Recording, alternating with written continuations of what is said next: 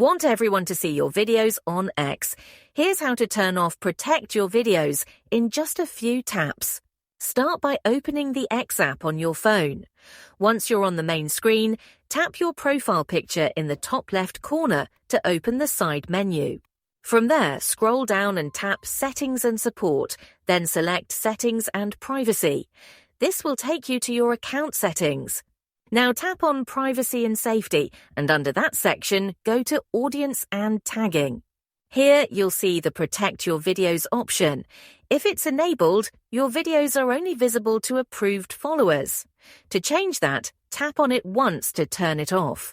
Once disabled, your future videos will be publicly visible to all users, even those who don't follow you. This can help increase your reach and engagement across the platform. Don't worry, you can always return and re-enable it if you want to limit access again. And that's it! Your videos are now open to everyone on X. If you found this helpful, give it a thumbs up, subscribe for more quick guides like this, and feel free to leave a comment if you have questions.